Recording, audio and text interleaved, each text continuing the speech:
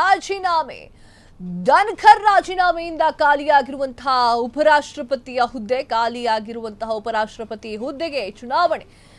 NDA ಮತ್ತು ಇಂಡಿ ಕೂಟದಿಂದ ಅಭ್ಯರ್ಥಿಗಳ ಘೋಷಣೆ.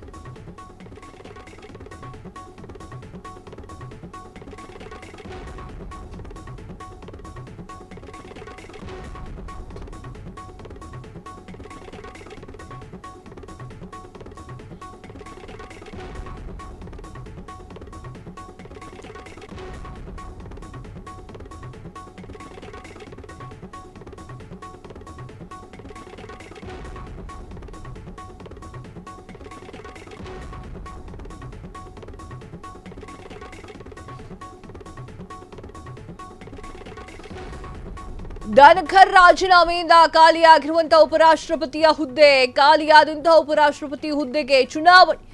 ಎನ್ಡಿಎ ಮತ್ತು ಇಂಡಿ ಕೂಟದಿಂದ ಅಭ್ಯರ್ಥಿಗಳ ಘೋಷಣೆ.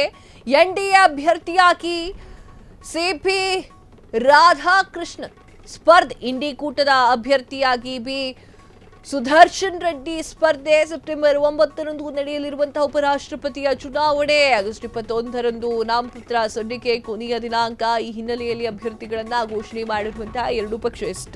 ಎಸ್ ವೀಕ್ಷಕರೇ, ಧನ್ಕರ್ ಅವರಿಂದ ತೆರವಾಗಿರುವಂತಹ ಉಪರಾಷ್ಟ್ರಪತಿಯ ಹುದ್ದೆ. ಧನ್ಕರ್ ಅವರು ವಯಸ್ಸಾಯಿತು ಎನ್ನುವಂತಹ ವಿಚಾರವನ್ನು ಮುಂದಿಟ್ಟುಕೊಂಡು ರಾಜೀನಾಮೆಯನ್ನು ಕೊಟ್ಟಿದ್ರು. ಅದ್ರ ಹಿಂದೇನಿತ್ತು ಮುಂದೇನಿತ್ತು ಅವೆಲ್ಲ ಬೇಡ, ಅದು ಎಲ್ಲೂ ಕೂಡ ಹೊರಗಡೆ ಬರದೇ ಹೋಗಿದ್ದು ನಿಮ್ಗೆ ಗೊತ್ತಿದ್ರೆ ಸಾಕು. ಅದ್ರ ಒಳಗಡೆ ಹಿಂದೆ ತುಂಬಾನೇ ಕಾರಣಗಳಿದೆ ಧನ್ಕರ್ ಅವರು ರಾಜೀನಾಮೆ ಕೊಡಲಿಕ್ಕೆ. ಅದರ ವಿಚಾರ ಈಗ ಸದ್ಯ ಬೇಡ, ರಾಜೀನಾಮೆ ಕೊಟ್ಟಿದ್ದಾರೆ, ಆ ಒಂದು ಹುದ್ದೆ ಖಾಲಿ ಇದೆ. ಈಗ ಆ ಒಂದು ಹುದ್ದೆಗೆ ಎರಡೂ ಪಕ್ಷದಿಂದ ಒಬ್ಬೊಬ್ಬ ಅಭ್ಯರ್ಥಿಯನ್ನ ಇಟ್ಕೋಬೇಕು. ಎನ್ಡಿಎ ಮತ್ತು ಇಂಡಿ ಕೂಟದ ಅಭ್ಯರ್ಥಿಗಳ ಘೋಷಣೆಯಾಗಿದೆ. ಎನ್ಡಿಎ ಅಭ್ಯರ್ಥಿಯಾಗಿ ಸಿಪಿ ರಾಧಾಕೃಷ್ಣ ಅವರು ಸ್ಪರ್ಧೆಯನ್ನು ಮಾಡ್ತಿದ್ದಾರೆ. ರಾಧಾಕೃಷ್ಣ ಅವ್ರ ಬಗ್ಗೆ ಮಾತನಾಡ್ಬಿಡ್ತೀನಿ ವೀಕ್ಷಕರೇ. ಇವರು ಹಿಂದುಳಿದ ಸಮಾಜದ ಒಂದು ಶ್ರೇಷ್ಠ ನಾಯಕರು ಅಂತ ಹೇಳಿದ್ರೆ ಮೋಸ್ಟ್ಲಿ ತಪ್ಪಾಗಲ್ಲ. ಅವರಿಗೂ ಕೂಡ ಅವ್ರದ್ದೇ ಆಗಿರುವಂತಹ ಒಂದು ವರ್ಚಸ್ಸಿದೆ, ಅವರಿಗೆ ಆದಂತಹ ಒಂದು ತೇಜಸ್ಸಿದೆ, ಅವರ ಹೆಸರಿದೆ. ಸೊ ಅವರು ಸಿಪಿ ರಾಧಾಕೃಷ್ಣ ಅವರು ಸ್ಪರ್ಧೆಗೆ ಇಳಿಸಿದ್ದಾರೆ ಮೋದಿ ಅವರು. ಇನ್ನು ಇಂಡಿ ಕೂಟದಿಂದ ಅಭ್ಯರ್ಥಿಯಾಗಿ ಬಿ ಸುದರ್ಶನ್ ರೆಡ್ಡಿ ಅವರನ್ನು ಅವರು ನಿಲ್ಲಿಸಿದ್ದಾರೆ. ಇಬ್ಬರೂ ಕೂಡ ಸ್ಟ್ರಾಂಗ್ ಕ್ಯಾಂಡಿಡೇಟೇ.